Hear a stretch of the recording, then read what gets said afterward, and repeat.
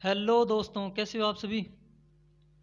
तो आज एक नए ज़िले के साथ बात करेंगे जैसलमेर ज़िले की।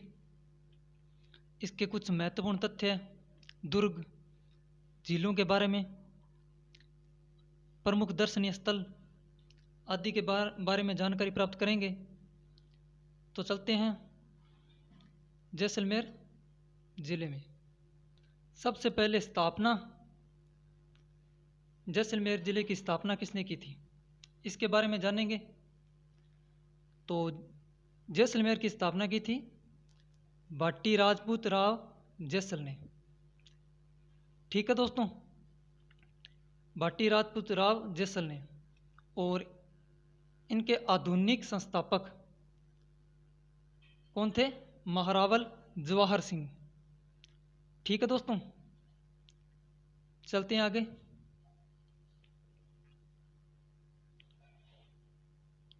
उपनाम,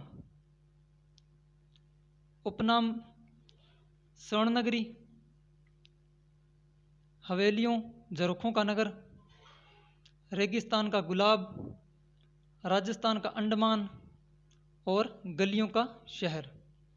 यह 5 इसके प्रमुख उपनाम हैं।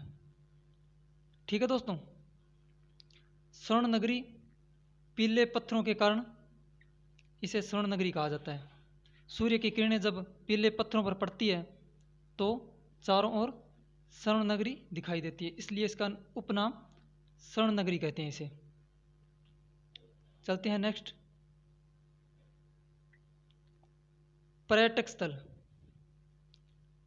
तो महत्वपूर्ण है पर्यटक स्थल। पर्यटक स्थल के बारे में बात करेंगे तो पट्टुओं की हवेली।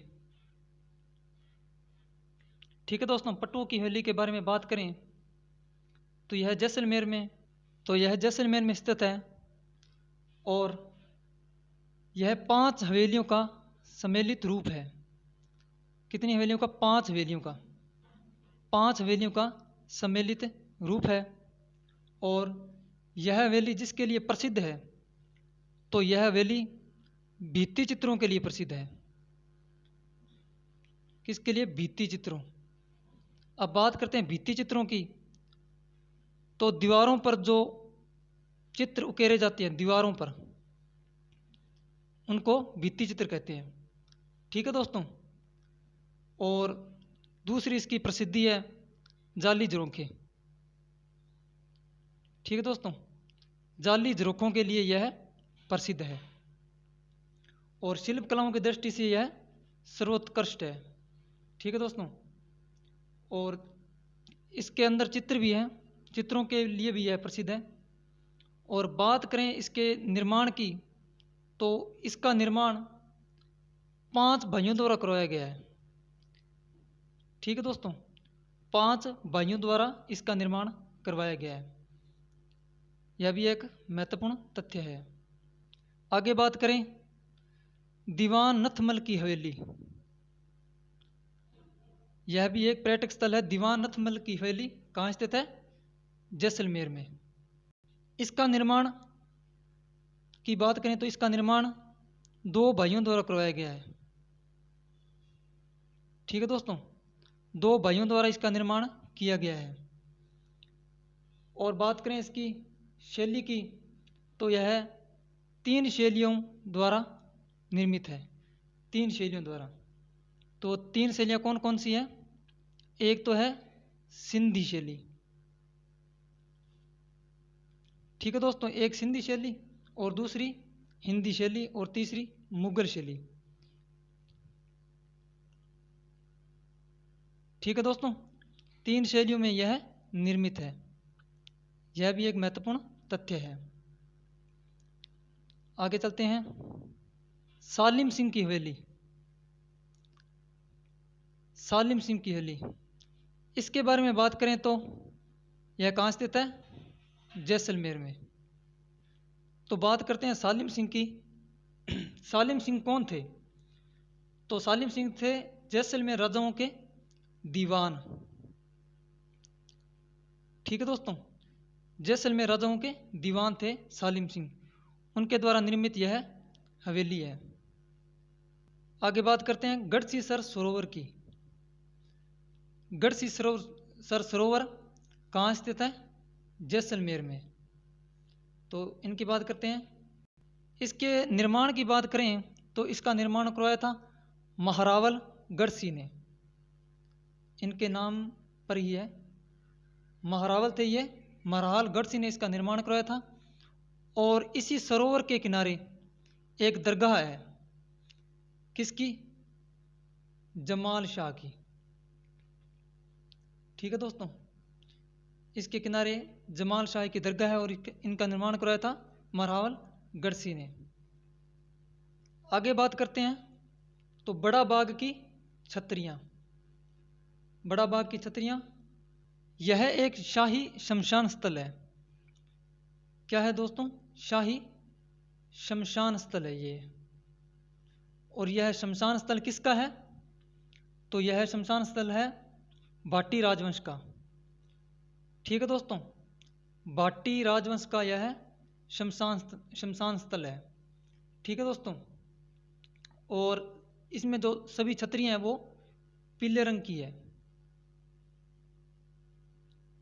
ठीक है दोस्तों, सभी छतरियां जो किस रंग की है? पीले रंग की। आगे बात करते हैं लोदरवा की। यह भी एक प्रसिद्ध स्थल है, लोदरवा, जो कभी राजधानी रही थी किसकी? भाटी वंश की। ठीक है दोस्तों, भाटी वंश की कभी राजधानी रही थी। और यहाँ पर परमार शासकों द्वारा निर्मित एक जैन मंदिर है। क्या है दोस्तों? जैन मंदिर है 10वीं सदी का। ठीक है दोस्तों, लोदरवा, एक लोदरवा की राजकुमारी थी जिनका नाम था मुम्मल। ठीक है दोस्तों, तो यह कुछ विशेषता थी लोदरवा की। बात करते हैं आगे वुड फॉसिल पार्क। यह कहाँ स्थित है? अक्कल में। और अक्कल कहाँ है? जैसलमेर में। ठीक है दोस्तों, इसकी एक, यह क्यों प्रसिद्ध है? तो प्राचीन जीवाश्मों के लिए, प्राचीन जीवाश्मों के लिए प्रसिद्ध है। और यह कहाँ स्थित है? अक्कल में। ठीक है दोस्तों, बात करते हैं आगे राष्ट्रीय मरु उद्यान। मोस्ट इंपॉर्टेंट है दोस्तों, राष्ट्रीय मरु उद्यान राज्य का सबसे बड़ा उद्यान है ये दोस्तों। ठीक है दोस्तों, सबसे बड़ा उद्यान है राजस्थान का। ठीक है दोस्तों, यह एक महत्वपूर्ण तथ्य है। सबसे बड़ा उद्यान, राष्ट्रीय मरु उद्यान कहाँ स्थित है? जैसलमेर में। तो यह प्रसिद्ध किसके लिए है? गोडावण के लिए। ठीक है दोस्तों, गोडावण के लिए यह प्रसिद्ध है। और इसी के अंदर वुड फॉसिल पार्क इसी के अंदर स्थित है। ठीक है दोस्तों, तो राष्ट्रीय मरु उद्यान कहाँ स्थित है? जैसलमेर में। और सबसे बड़ा उद्यान है ये, गोडावण के लिए प्रसिद्ध है। और इसी में वुड फॉसिल पार्क स्थित है। आगे बात करते हैं नाचना गांव की। ठीक है दोस्तों, यहाँ की क्या प्रसिद्ध है? ऊंट प्रसिद्ध है। नाचना गांव के क्या प्रसिद्ध है? ऊंट। यहाँ पर रेगिस्तान अपर्दन ज़्यादा होता है। ठीक है दोस्तों, रेगिस्तान अपर्दन क्या होता है? यहाँ पर ज़्यादा होता है। आज टीला यहाँ है तो कल यहाँ होगा, ऐसे आगे से आगे बढ़ता जाता है। ठीक है दोस्तों, और रेगिस्तान मार्च के लिए भी यह प्रसिद्ध है। और अन्य यहाँ मिट्टी का अपर्दन ज़्यादा होता है। और ऊंट की सवारी के लिए, ऊंट की सवारी के लिए भी यह बहुत ज़्यादा प्रसिद्ध है। कौन सा? नाचना गांव। और यहाँ के क्या प्रसिद्ध है? ऊंट प्रसिद्ध है। नाचना गांव के क्या प्रसिद्ध है? ऊंट। ठीक है दोस्तों, चलते हैं आगे। Ramgarh TV tower. Ramgarh TV tower के बारे में सुना होगा दोस्तों। एशिया का सबसे बड़ा टीवी टावर है ये। किसका? एशिया का। एशिया का सबसे बड़ा टीवी टावर है। और कहाँ स्थित है? जैसलमेर में।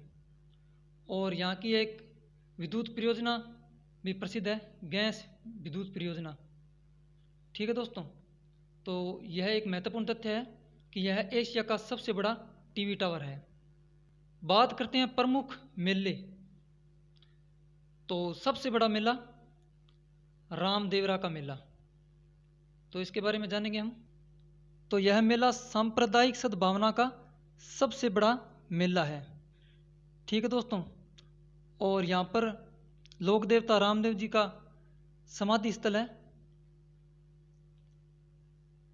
ठीक है दोस्तों, समाधि स्थल है। यहाँ पर मेला जो लगता है वो लगता है भाद्र शुक्ल द्वितीया से एकादशी तक। भाद्र शुक्ल द्वितीया से एकादशी तक।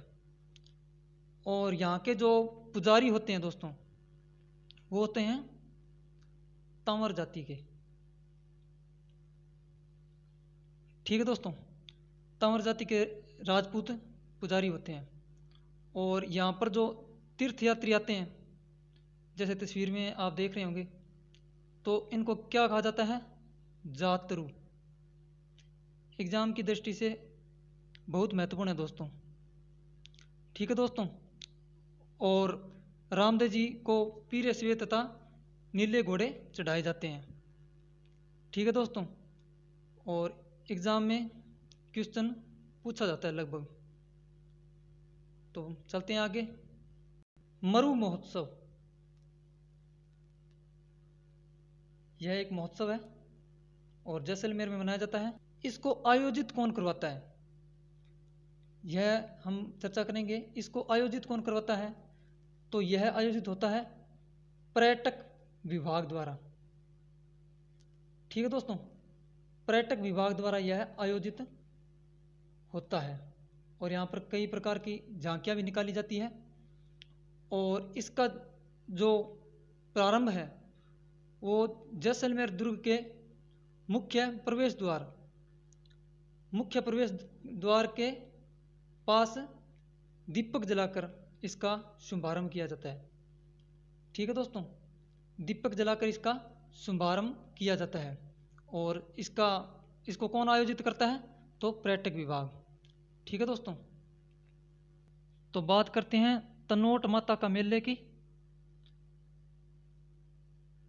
तनोट माता, इनके कई उपनाम भी है। इन्हें रुमाल वाली देवी, थार की वैष्णो देवी।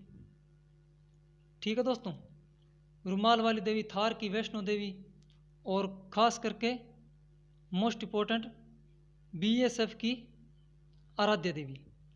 बीएसएफ की आराध्य देवी इन्हें कहा जाता है। तो इनका जो मंदिर है दोस्तों, उसका निर्माण किसने करवाया था?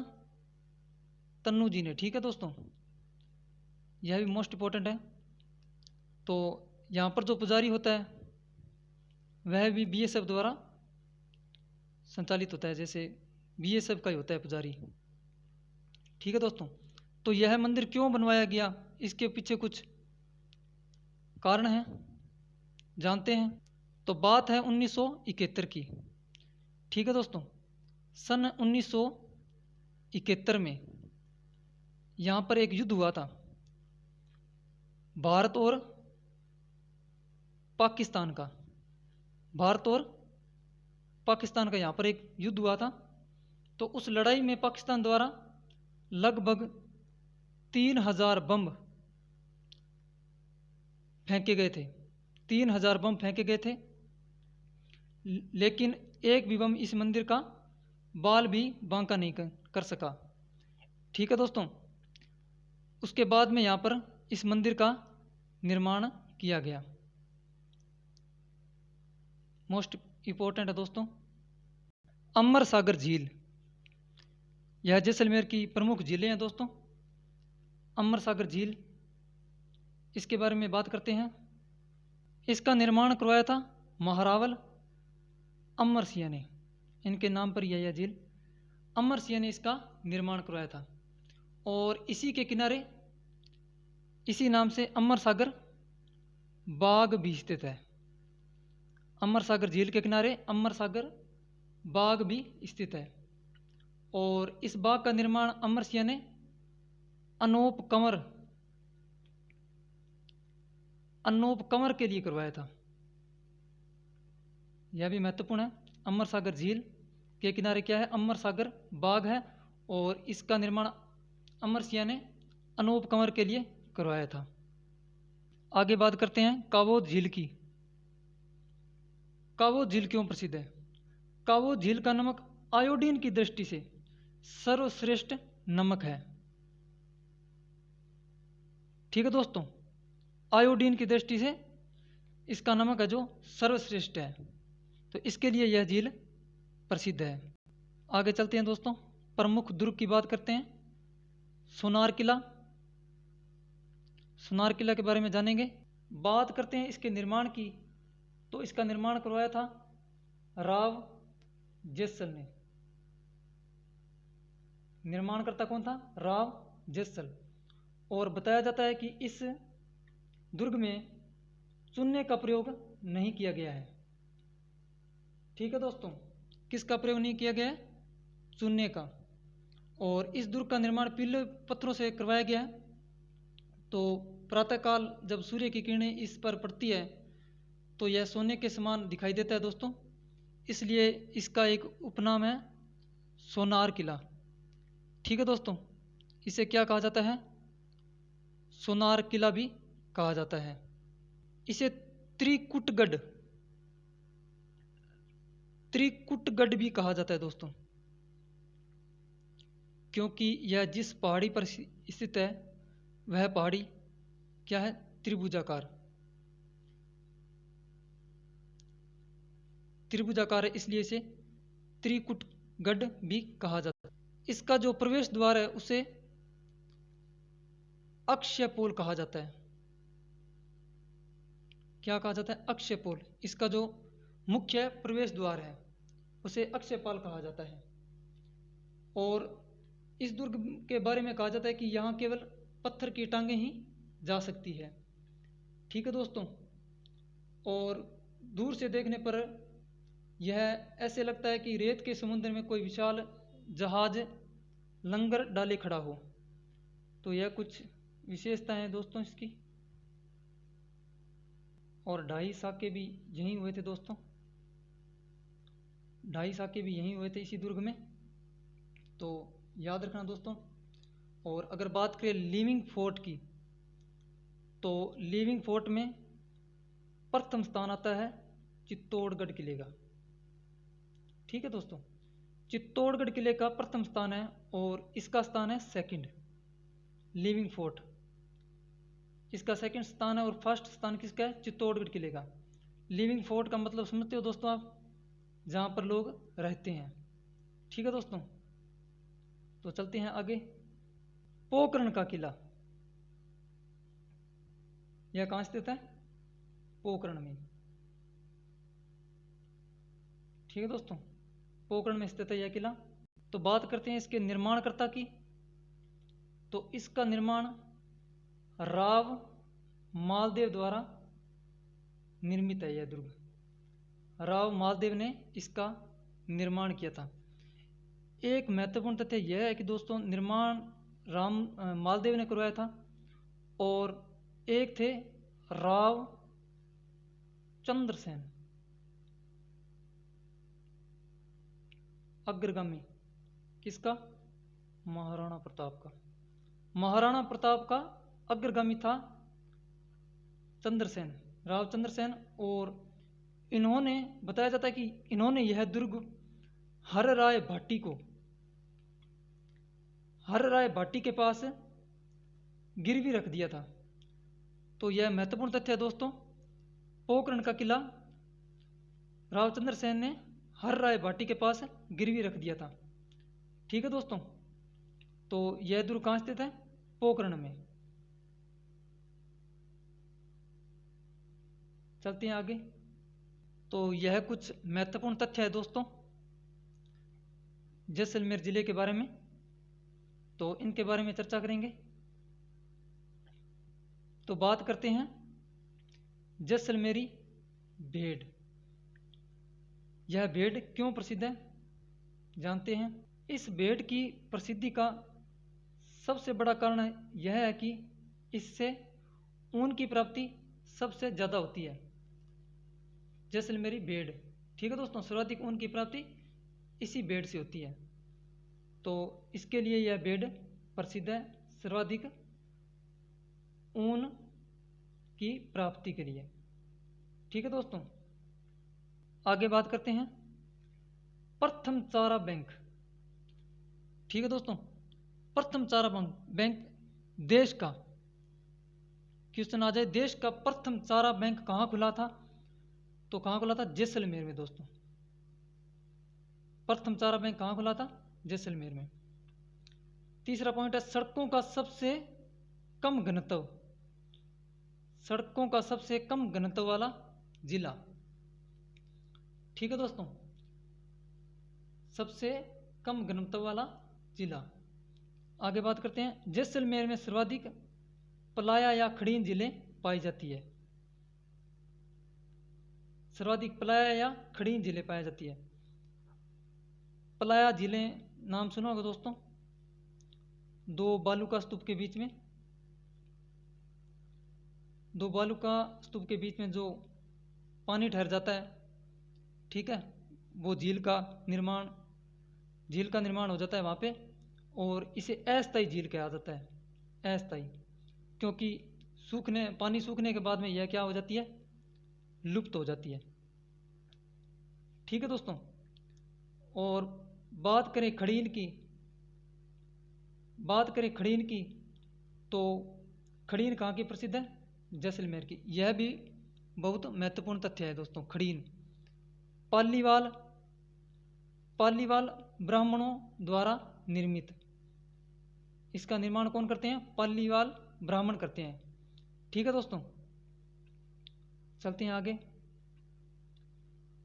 राज्य में सर्वाधिक व्यर्थ भूमि वाला जिला, सर्वाधिक व्यर्थ भूमि वाला जिला। अगर बात करें प्रतिशतता के आधार पर सर्वाधिक व्यर्थ भूमि वाला जिला कौन सा है, राजसमंद। ठीक है दोस्तों, राजसमंद प्रतिशतता के आधार पर राजसमंद है, और सीधा पूछ ले राज्य में सर्वाधिक व्यर्थ भूमि वाला जिला, तो जैसलमेर होगा। ठीक है दोस्तों, आगे चलते हैं। राज्य में न्यूनतम ग्राम पंचायत वाला जिला, तो राज्य में न्यूनतम ग्राम पंचायत जैसलमेर है।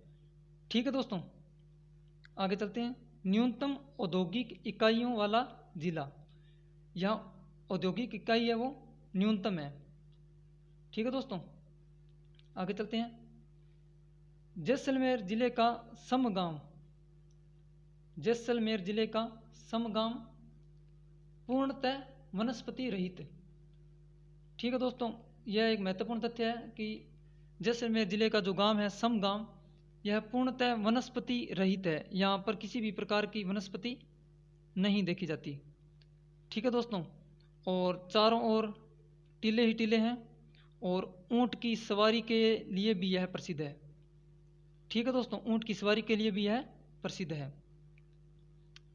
आगे देखते हैं दोस्तों। क्षेत्रफल की दृष्टि से सबसे बड़ा जिला, क्षेत्रफल की दृष्टि से सबसे बड़ा जिला कौन सा है, जैसलमेर। ठीक है दोस्तों, लेकिन जनसंख्या की दृष्टि से सबसे छोटा जिला है, यह भी महत्वपूर्ण तथ्य है। चलते हैं आगे दोस्तों। राज्य में सबसे कम जनसंख्या वाला जिला, यह आ गया पॉइंट। ठीक है दोस्तों, चलते हैं आगे। तो यह दोस्तों जैसलमेर ज़िला हमारा संपूर्ण हुआ। तो जैसलमेर ज़िले का क्षेत्रफल है 38,401। ठीक है दोस्तों, यह भी महत्वपूर्ण तथ्य है।